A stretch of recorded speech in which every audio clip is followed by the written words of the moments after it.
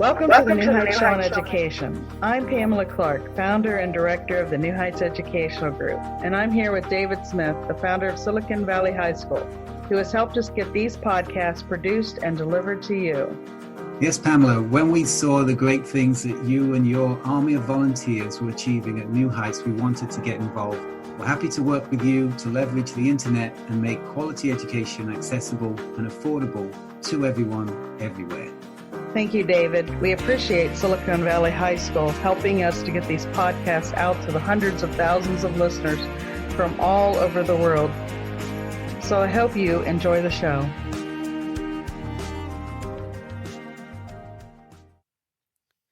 Welcome to the New Heights Show on Education. This is Pamela Clark, your host for Education in the News. So welcome back, and we're going to get right on into it. The first bit of news I have is from Ohio Ed Updates, and it's state and local education news. And this was reported by Toledo CBS 11. It says Ohio Governor Mike DeWine has a message for schools and COVID surge mandate masks. So with some districts adjusting their COVID safety protocols in response to the latest surge of new cases,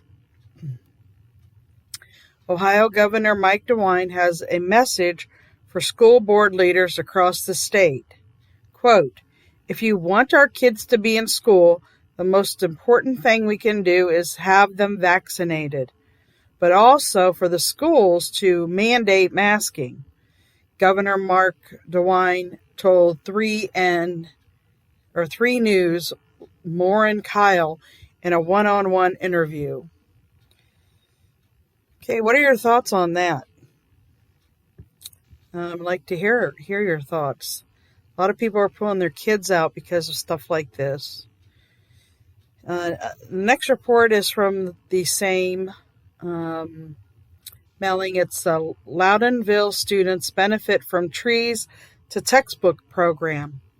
Richland Source reports that Loudonville is among 16 Royal Ohio school districts that they're considering counties and townships that will share $1,579,111 from the harvest of timber from Ohio State Forest through the Trees to Textbooks program, which operates as part of the Ohio Department of Natural Resources, or ODNR, Division of Forestry. And the Loudonville Perryville School District, the system, will receive $2,750.78. Ashland County and Hanover Township will receive $1,375.39. That goes to Ashland and Hanover Township. And then the total for all Ashland County school districts is $5,501.16 in the timber distribution program. And the Cincinnati Enquirer reports that 5 new Southwest Ohio school facilities to open in the next 2 years. Several new school buildings went up in Cincinnati area over the course of the pandemic, including 2 new Winton Woods campuses, a new Little Miami Elementary School, and 4 new school buildings in the Southwest Local School District. What's next? Question. Voters in the Southwest Ohio approved 2 bond issues last November, I should say, since we're in January, that promises new and updated facilities in the near future. Madera City School District's plans to expand Madera Elementary School and Milford Exempted Village School District is in the early stages of planning for a new school year. Seniors will get a chance to see and utilize new Indian Creek High School building. Steubenville Fox 9 News reports that the Indian Creek Local School District is just months from debuting its new high school to students. While construction continues on both the interior and exterior of school, Assistant Superintendent John Belt showed off some of the completed areas inside the facility, and they did not disappoint. The complex will be the home to Indian Creek High School students as well as the Board of Education. The next report that I have comes from ASCD Smart Brief. And it says, Cardona presses preference for in-person learning. Quote, we can do better than the shift to fully virtual learning that was common during the first year of the coronavirus pandemic amid the first or the last surge. Let me read that again. I'm sorry. Okay, so we can do better than the shift to fully virtual learning that was common during the first year of the coronavirus pandemic amid the latest surge, says U.S. Education Secretary Miguel Cardona. In this interview, Cardona says the virus is more likely to spread in communities and not schools, and that schools schools now have the tools to help manage infections. The full story can be found at National Public Radio, and it was published January 5th.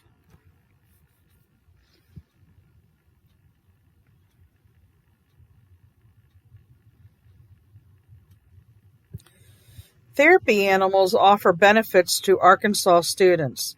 Students in some Arkansas schools districts receive emotional support through interactions with therapy animals. Counselor Katie Jenkins says the therapy animals help support education as well as student well-being, noting that students sometimes find it easier to interact with animals than people. I think I shared this story in the last, but again, a lot of these news things come in bunched together, so forgive if it's a repeat.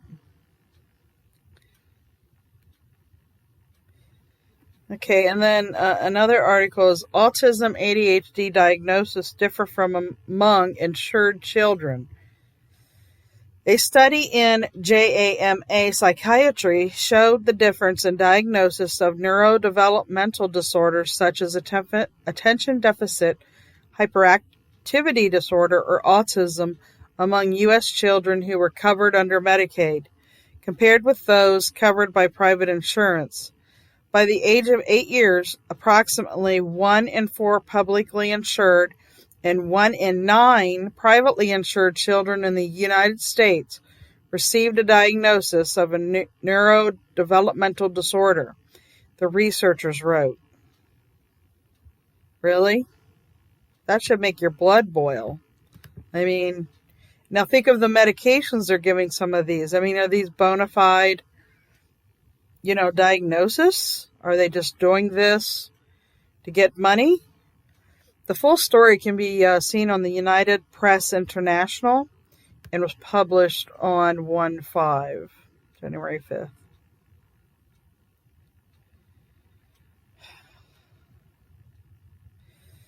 Okay, schools face challenges with COVID-19 testing. There is a greater focus on testing for the coronavirus by schools during the latest virus surge.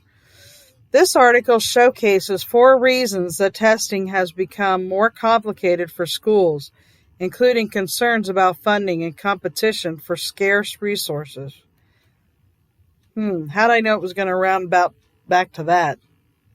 You can read the full story in Education Week, and it was dated January 4th. Massachusetts considers adopting universal school meals.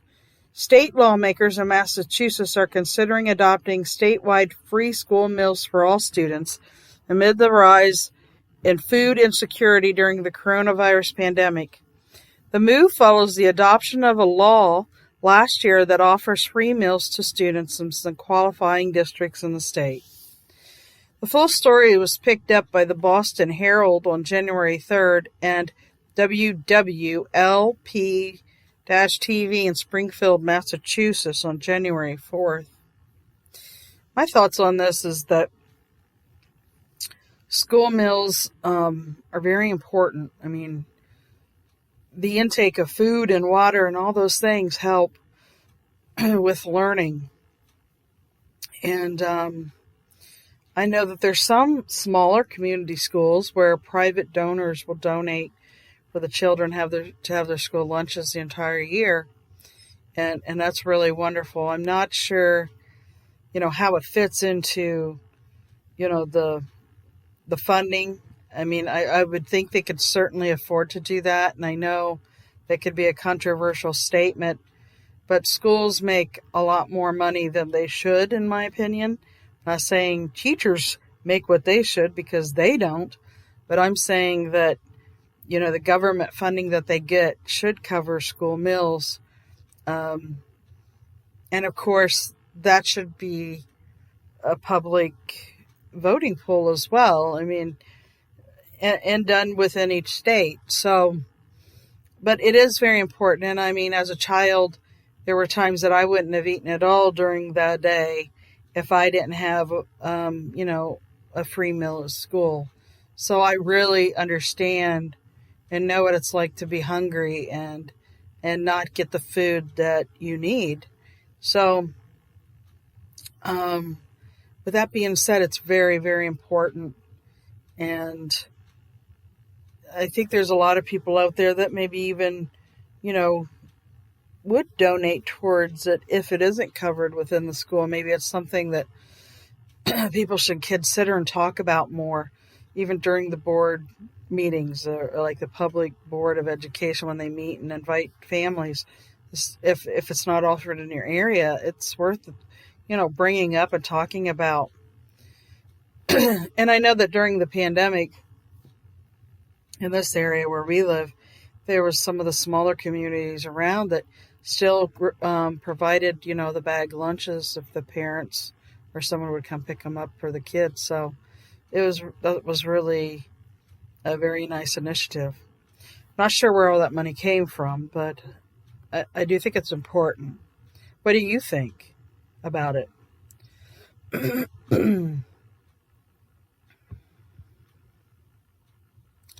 Okay, what to expect in EdTech in 2022?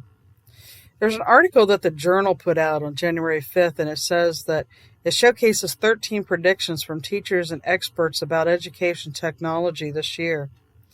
Keith Bockwalt, Chief Information Officer of Hinsdale High School District 86 in Illinois, says he expects more programs that support wellness and Christian Converse.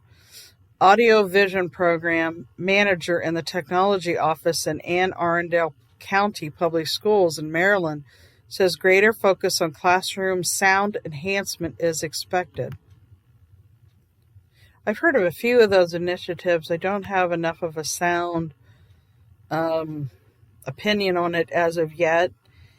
And like I said, they're putting out a lot of different ones, but they're not necessarily all good, but they're not necessarily all bad either. So I have heard of this audio video program that they're talking about.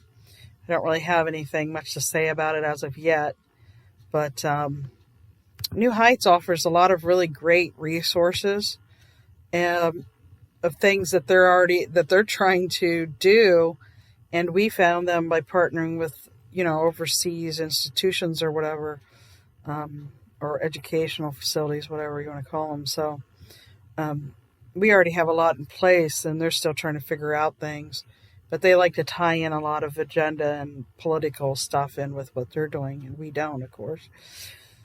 So, with that being said, let's move on to the next story. This one's from Middle Web Smart Brief, and it says, 4th grade students explore art of printmaking. 4th graders at Michigan School tried their hand at printmaking at the end of a lesson on contour lines. Art teacher Amy Teft says the craft is flexible enough that success is possible with a range of student skill levels. The full story was reported on in the School News Network in Grand Rapids, Michigan, if you want to look it up and learn about it.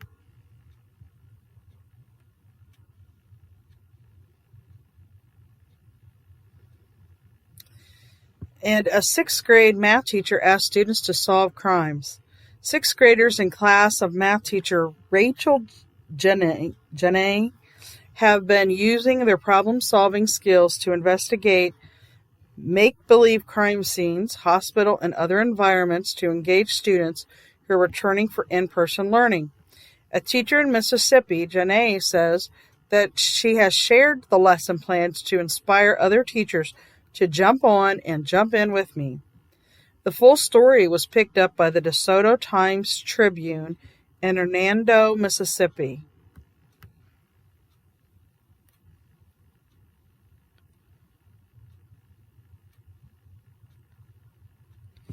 Okay, and then here's another one. Principal shares lessons learned on changing school culture. Creating a safe learning environment was the challenge former middle school principal Taryn Fletcher faced after taking the reins at a school that was labeled persistently dangerous. That's a quote. The changes made helped quell the behaviors that earned the school that label, but Fletcher writes they created stifling school experience that didn't align with what she wanted for her own children. So she explains how she set out to change that approach. This was reported by the Hechinger Report. Let me get some more information on it here.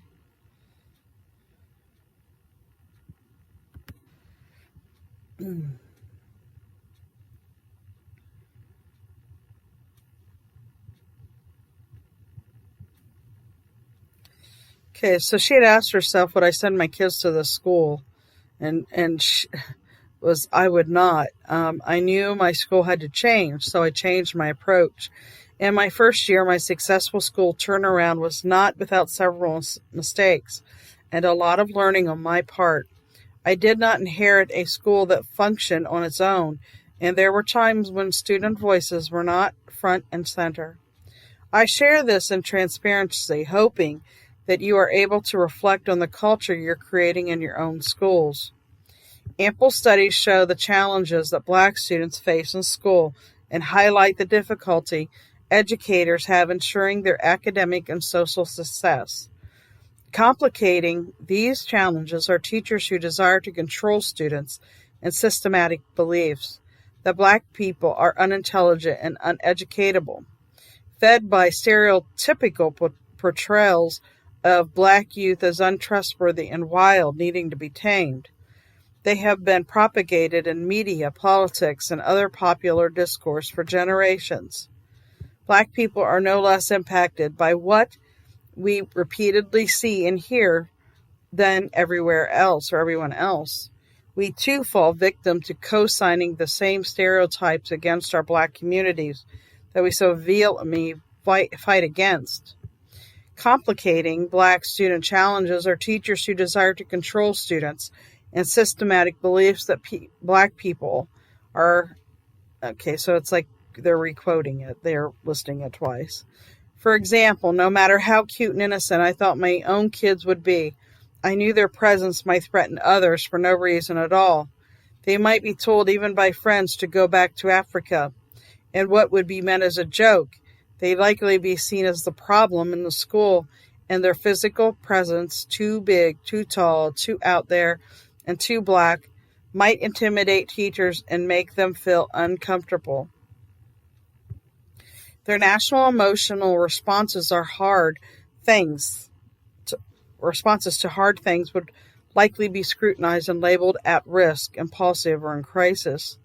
I knew from my own experience as a school leader that they would be forced to question their hopes and dreams because of societal norms and low expectations placed upon them, and that they'd see far fewer images of Black people holding powerful positions. When we are influenced to believe negatives about Blackness, it breeds its mistrust, fear, and envy, even within our own communities. The labels, lies, and misunderstandings about Black children attack our own truths. However, something very important also happened during the first year as principal. I learned about the art of culturally relevant pedagogy. I know I'm saying it wrong, sorry. being bicultural, the impact of teacher self-efficacy and social responsibility. Later, I teach others to implement these practices. This had a profound impact on my life and ultimately changed my leadership lens altogether. I now believe we must rethink our responses to the behavior of Black and Latin students we must challenge ourselves to develop culturally and socially responsive programming that allows these students to have a voice, express their feelings, and question leadership choices that aren't meeting their needs. Okay, and then she goes on to talk about schools and what they should be doing. Pretty brief. But anyways, what are your thoughts on this article? I mean, I have an issue personally with being identified Black, white, like in color. And we covered this in our critical race theory radio show, so you should go back and listen to that. But it's just not right in my mind. They're American if they're living in America, right? And they're citizens, so they should be called Americans. And no one's just white or Black. You're a mixture. If you really want to change things, educate people on who they really are and their past and how they are tied to their past, and they'll want to make change because they're part of it. So that's my opinion. Love to hear yours, but that's just how I feel about it.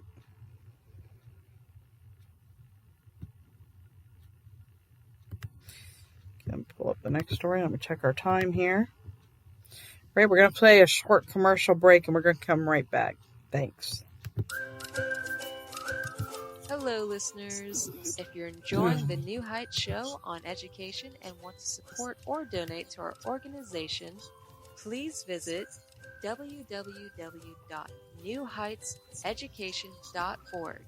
And while you're there, check out our online store at new-heights-educational-group.myshopify.com.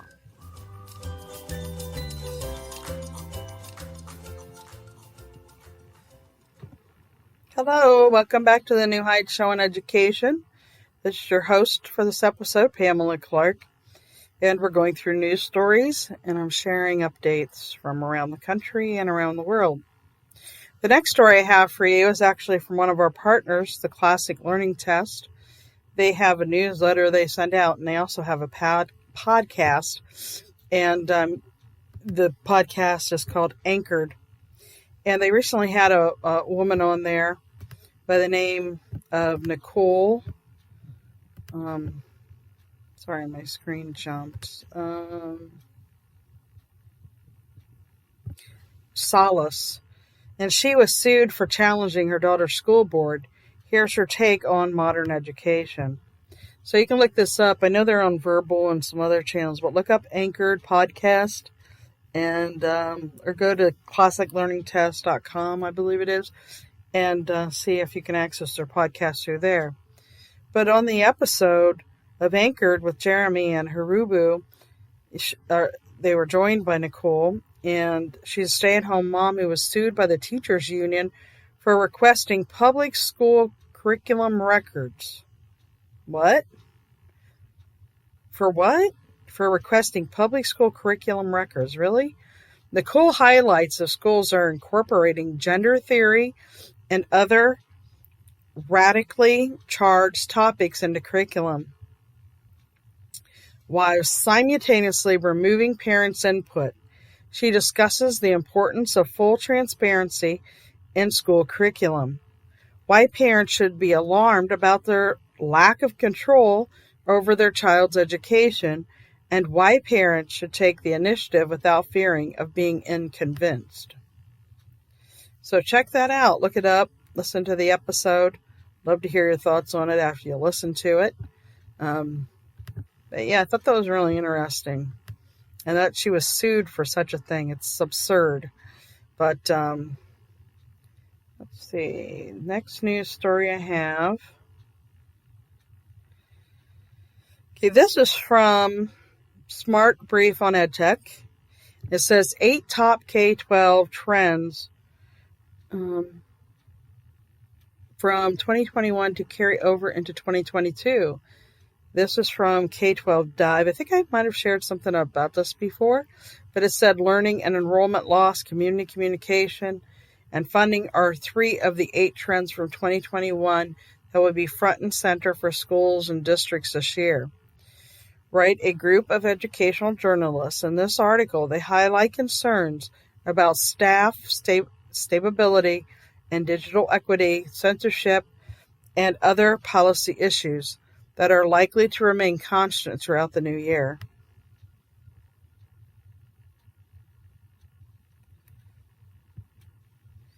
Okay, a lot of repeated stuff again. Florida governor wants tuition refunds for online classes. Florida Governor Ron DeSantis says that any college and university that moves its classes online should fully refund students' tuition. The governor is opposed to aggressive health precautions despite the state's skyrocketing number of coronavirus cases. This story was covered by Florida Politics on January 3rd, if you want to read about it.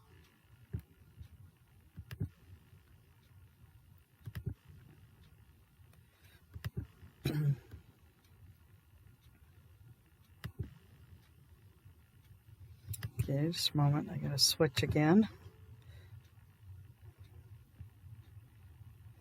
Okay, here locally, it says ODOT and Defiance County each secured $2 million in safety funding for a new project.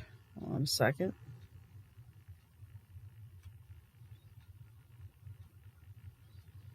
My screen is running really slow today, so I apologize when there's a delay. Okay, which will construct an overpass at US 24 and Independence Road and access changes to nearby intersections. So, just FYI, I thought I would share that with you. And Hampshire, this is from foundationcenter.org. This is Hampshire College receives $5 million gift from anonymous donor. The unrestricted operating gift will fund the Ken Burns initiative to transfer higher education and advance the ongoing implementation of newer curricular models that organizes undergraduate education around the most urgent challenges of our time.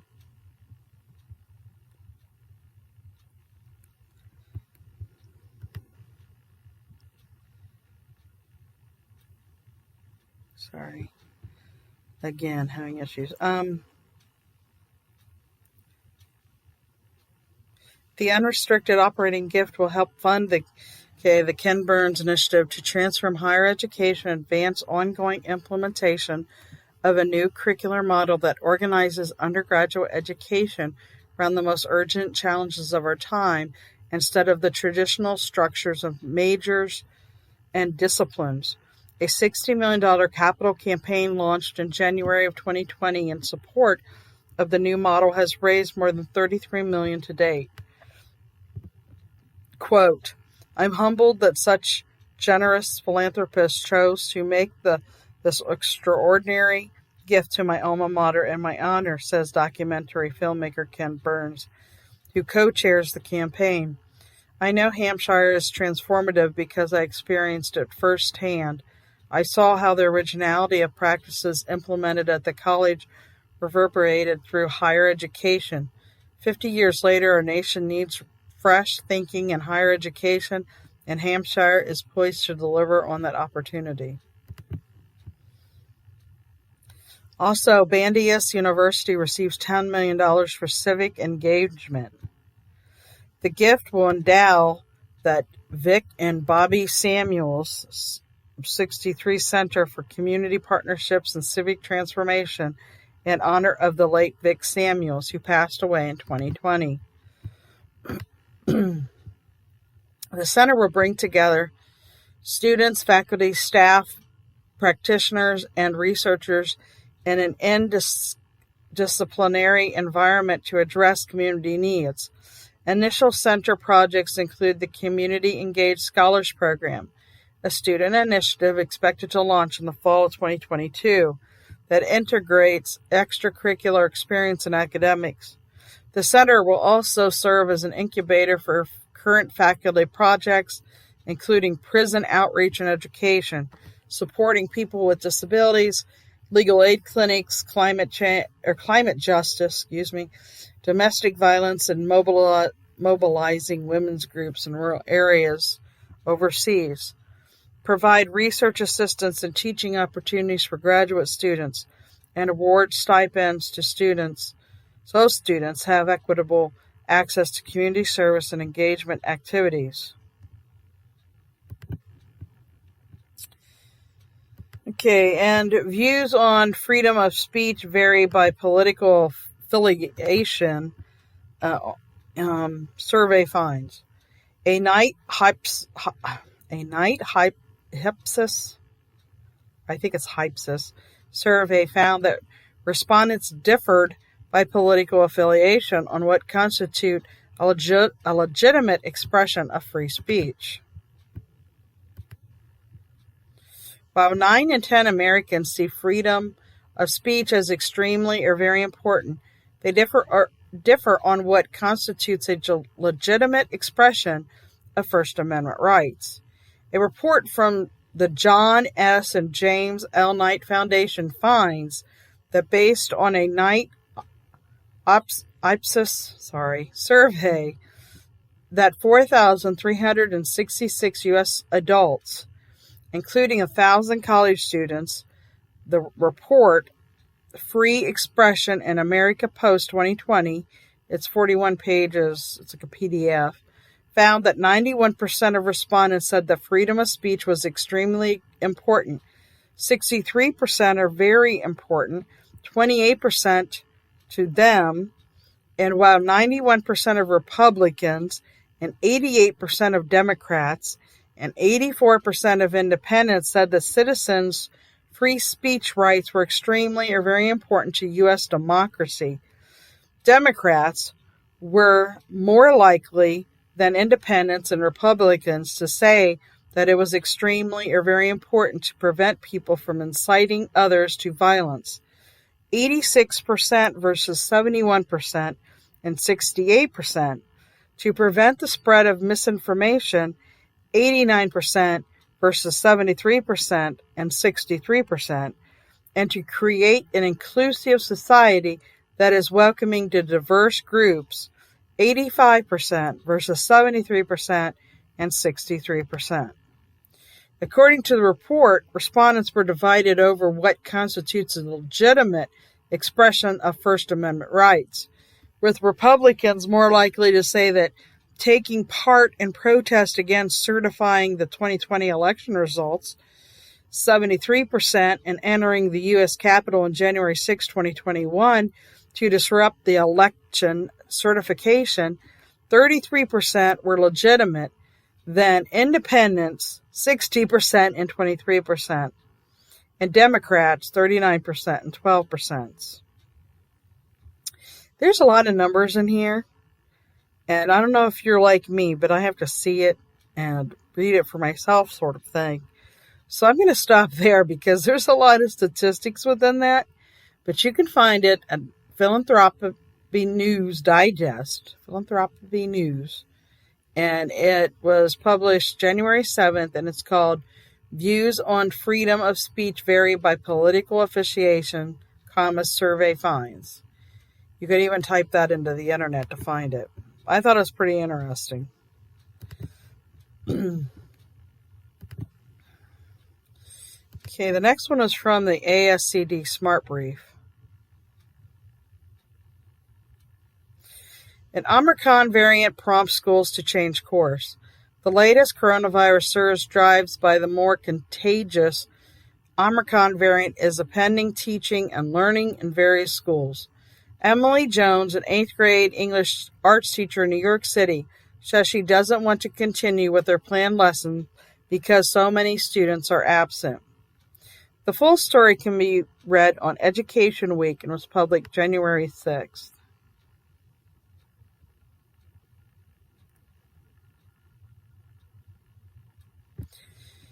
Okay, an educator debunks myths about inclusive education.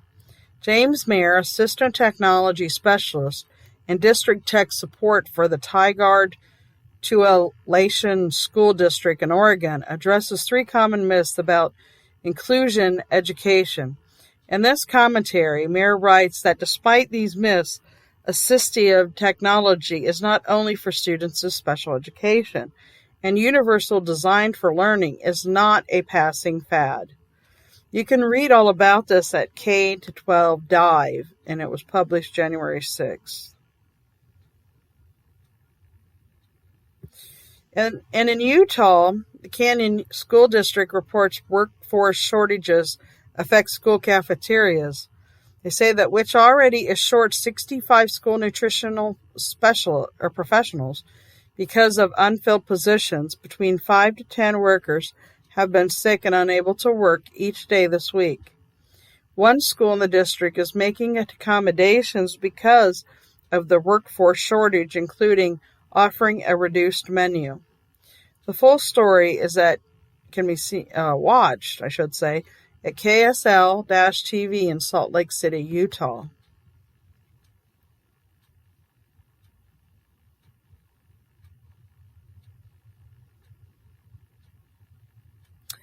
Schools face shortages on substitute teachers. As some school districts switch to virtual instruction because of coronavirus infections, officials say those continuing in person are struggling to find substitute teachers. Higher teacher absences due to more contagious Omicron variant have some administrators filling in for teachers, including Brenda Kazillis, superintendent of schools in Boston, who filled in for a 5th grade teacher. The full story is at the Associated Press on January 6. And the California Department of Education wants to bring on as many as 10,000 more mental health professionals to schools by offering scholarships, loan forgiveness, and deferrals, and speeding the licensing process. The proposal needs approval from legislators.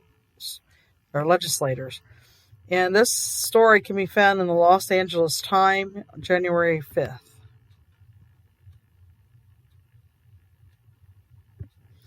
Maryland state lawmakers have approved an emergency regulation passed last month by the State Board of Education for relaxing the September 2021's mask-wearing requirements for public schools. At least one of 3 conditions based on vaccination transmission rates must be met to ease the mask wearing. Maryland Matters reported this on January 5th.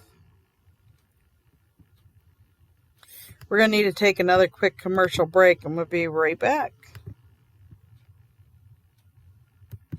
This podcast is brought to you by Silicon Valley High School, the world's fastest growing, video-based, self-paced, teacher-supported, fully accredited online school that's recommended by more than 96% of students. Take individual courses at just $95 each, or earn your high school diploma at any age. Check us out at svhs.co. Hello, welcome back to the New Heights Show on Education. This is your host, Pamela Clark, and the next news story I have for you is from Ohio Ed Updates, state and local news updates. And Columbus NBC4 reports that parents hope expanded booster recommendations could keep students in school. Federal regulators are now recommending COVID-19 booster shots for Americans as young as 12. Some Central Ohio parents hope that expanded eligibility will help keep their students in school.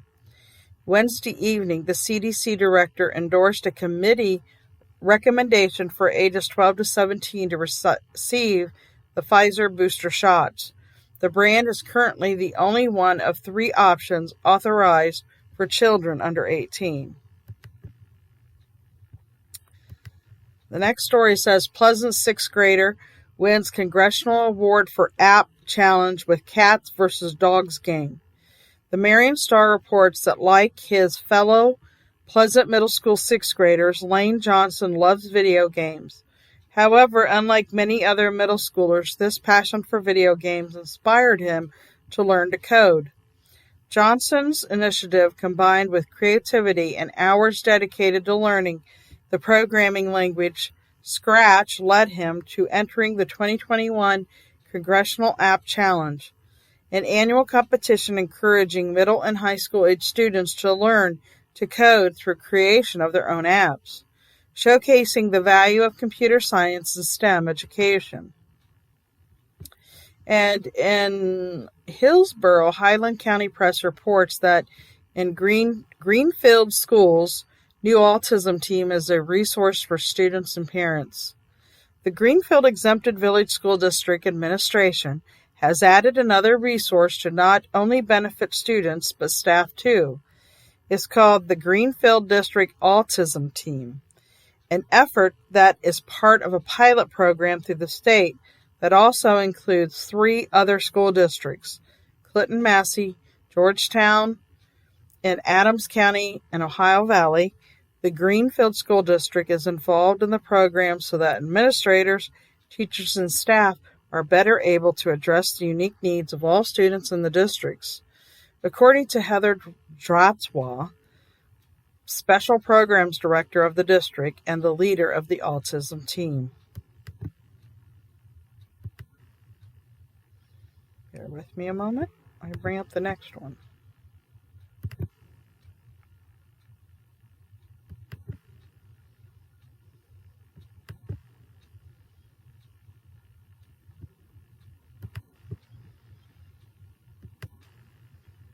Okay, there's something called, this is from National Youth Foundation, and it's, quote, I Matter. There's a poetry and art competition, and, oops, wait a minute, I'm trying to get the information for you. You can enter the 2022 competition, and let's see. Let me see if I go to the site, if it tells the deadlines.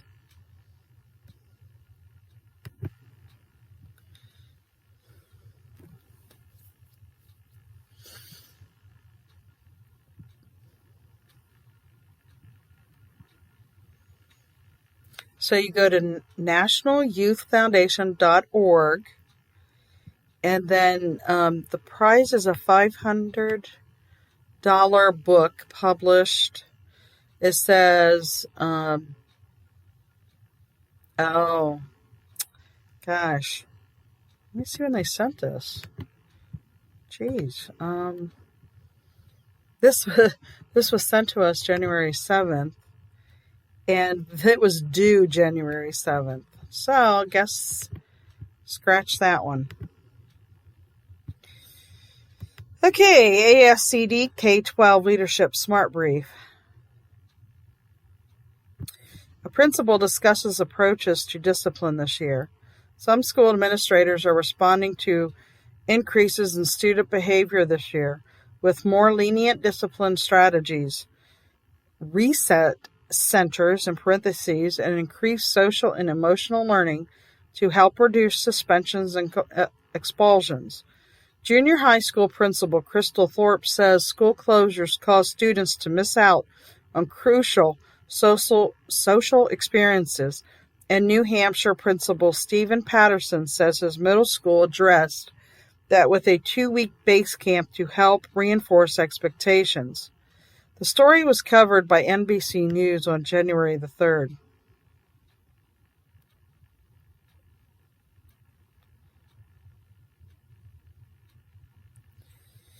And under the same Smart Brief, there's a section called Technology and Tools, and it says why schools should outsource cybersecurity help. Outsourcing cybersecurity work can be a cost-effective way for schools to keep information safe and mitigate increasing K-12 ransomware attacks, writes Mike Chappelle, an IT analytics, and operation professor. Schools seeking an on-site cybersecurity chief must compete with higher corporate salaries, notes Chappelle, who offers questions to ask when seeking a virtual alternative. You can find the story on EdTech, and it was published January the 6th. And a final $41 billion in relief funding for schools to be released. The U.S. Education Department has approved spending plans for all 50 states and Washington, D.C., paving the way to the release of a final $41 billion portion of elementary and secondary school emergency relief aid under the American Rescue Plan. The fund dispersed $81 billion for schools in early 2021, and states and districts must obligate the funding by September 30th, 2024. The full story can be found on K-12 Dive and was published January the 5th. They also report that guidance would allow changes to school accountability. A new draft guidance from the U.S. Education Department would require districts to resume school accountability measures after a 2-year pause because of the pandemic. However, the guidance would allow districts to temporarily change criteria for evaluating achievement and suggests that improvement plans focus on the most vulnerable students. The full story can be found in the 74 and was published January 4th.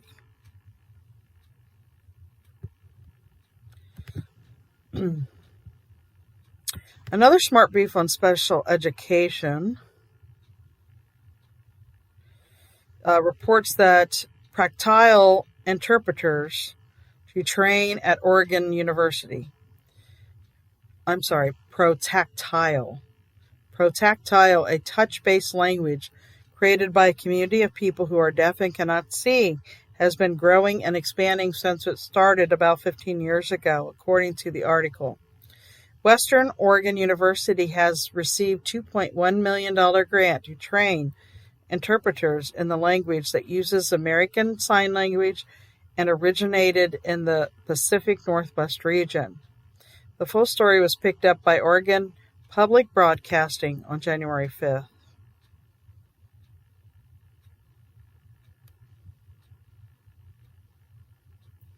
Teacher PD program teaches science of reading.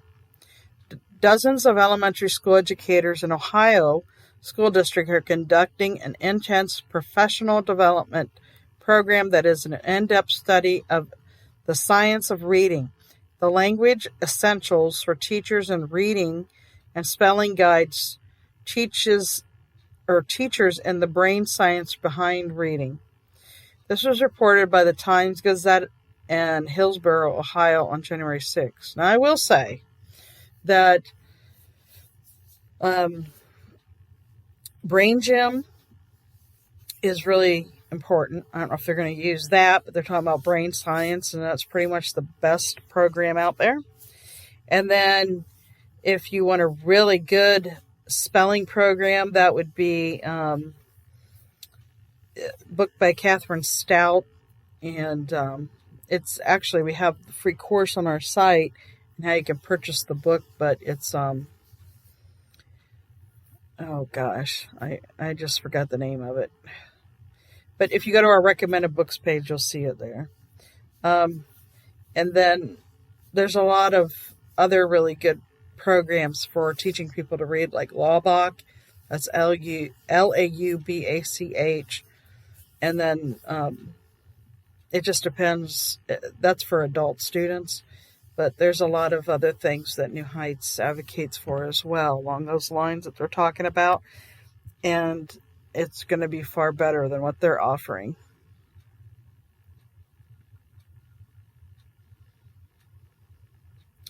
A New Jersey lawsuit targets remote learning. A New Jersey lawsuit alleges that schools switching to virtual learning are violating rights of students with disabilities. The suit, which names close to 20 school districts, as well as the staff itself, claims remote learning is detrimental to students with disabilities, and it seeks to bar schools from closing, among other measures.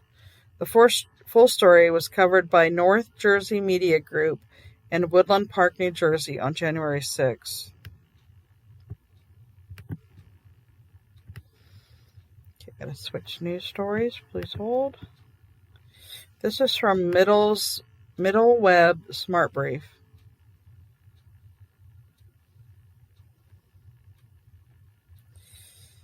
Okay, strategies to address events of January 6th with students. On the first anniversary of January 6th insurrection at the U.S. Capitol in Washington, D.C., some teachers say they approach teaching about the events as if students know little about it because many are unaware, while also creating a safe space to discuss the events and ensuring students know where to find factual information. Emma Humphreys of the nonprofit iCivics suggests teachers ask students what they know and whether they have questions about January 6th. The National Public Radio covered the story on January the 5th. Now let me ask a question. Maybe you'll have the answer. What about all the burnings and all of the things done by Antifa and some other groups? Burning of entire cities. Shouldn't that be dissected as well?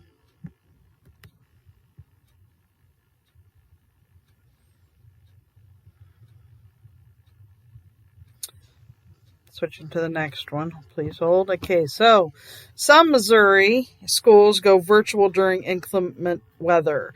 Some school districts in St. Louis, Missouri are working to replace snow days with virtual learning, with a little under half having put their virtual plan into place.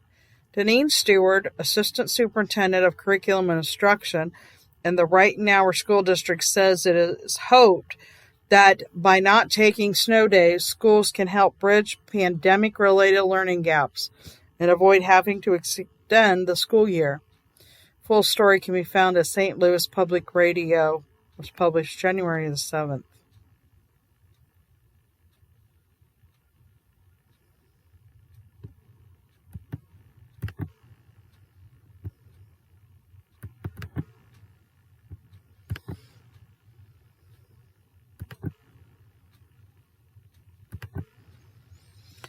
Okay, and then the Foundation Center. Let's see.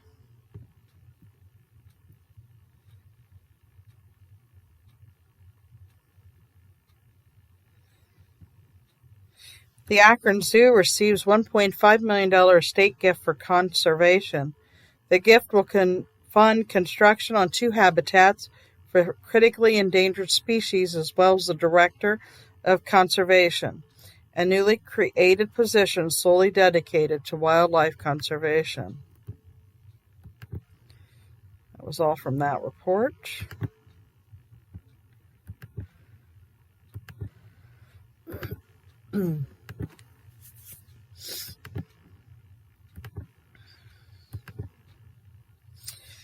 More updates from Ohio Ed, state and local news. Marion Star reports that after paralysis recovery, Pleasant Elementary teacher Justin Willits returns to classroom. Standing confidently in front of his Pleasant Elementary 4th grade math class, Justin Willits shows no signs of the hardship and struggle that kept him away from teaching for months. After months spent fighting and recovering from a rare disease, Guillain-Barré syndrome, GBS, that causes the immune system to attack the body's nerves, Willits celebrated his return to teaching full-time Monday. Lunch program. Give me a second. I might have already shared this. Maybe not. Lunch program in Lake County evolved since its 2020 start. Willoughby News Herald. The free Kids Lunch Program in Lake County is looking forward to helping local children in 2022.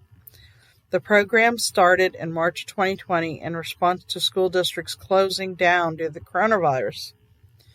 The concern was that the children who received free and reduced lunches would no longer receive food during the day. The lunch program evolved and incorporated activities for children, including book giveaways, activity sheets from East Lake Women's Club, and character appearances. holiday events, cookie decorating contests, photo opportunities with Willowick Police and Fire Department and Heroes United. Excuse me.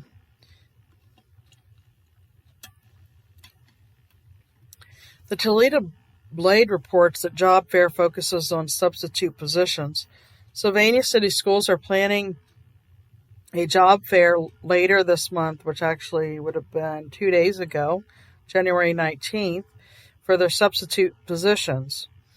It was scheduled from 3:30 to 6 in the administration building. Interviews will be held for substitute teachers, bus drivers, custodians, cafeteria staff, and paraprofessionals, the district said in the announcement on its website.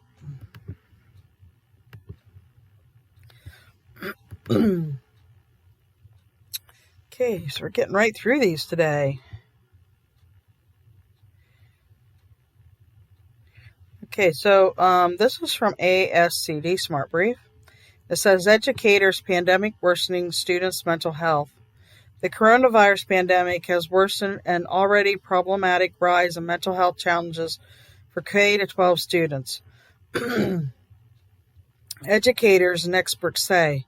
Officials say that in some cases they are seeing spikes in aggression and violence in schools as a result. National Public Radio reported this on January 7th. And this is from Edutopia. It says, what is leveled success criteria? Michael McDowell, superintendent of Ross School District in California, suggests that educators use leveled success criteria to help set expectations for surface, deep, and transfer learning. In this article, McDowell helps to define each standard and share strategies to help students understand and reach each benchmark. What do you think of that?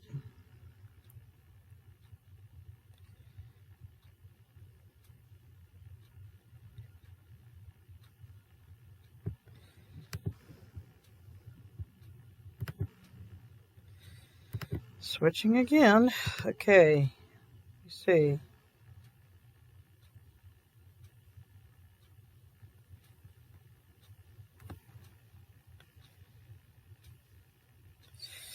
Okay, and under e-learning, this is from the Chronicle of Higher Education.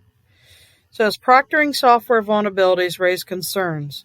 Vulnerability in the digital proctoring software Proctorio is raising a red flag about the security of the tool. Used by more than 2,000 colleges as well as other similar platforms, cybersecurity experts are testing proctoring programs and found them vulnerable to cyber attacks that would expose thousands of student data. Again, this is from the Chronicle of Higher Education, if you want to look it up.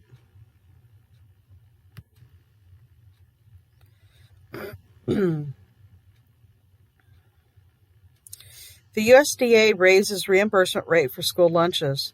The USDA on Friday announced $750 million in support for school nutrition programs nationwide in response to supply chain challenges and inflation. The USDA said that it would adjust reimbursement rates, sending an additional 25 cents per meal to schools. Whoop-de-doo.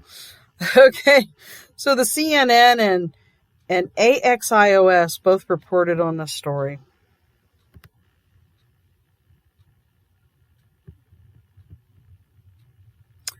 The crime story that made Mona Lisa famous.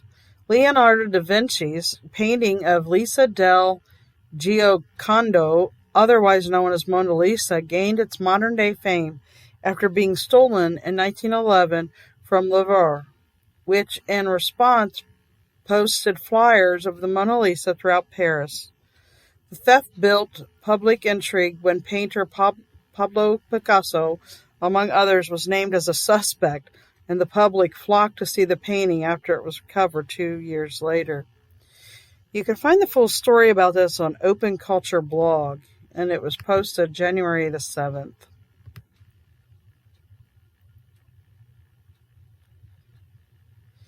Okay, this is from ASCD K-12 Leadership Smart Brief.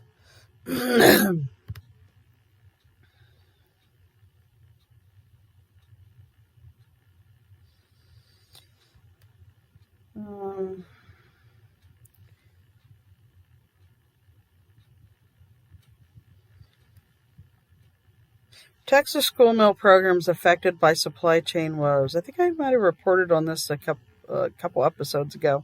So school nutrition professionals in several Texas schools report shortages of certain menu items, such as chicken patties, as well as things like styrofoam trays because of ongoing supply chain challenges.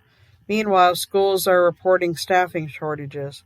KTRE-12 or TV, in Lufkin, Texas reported all on this.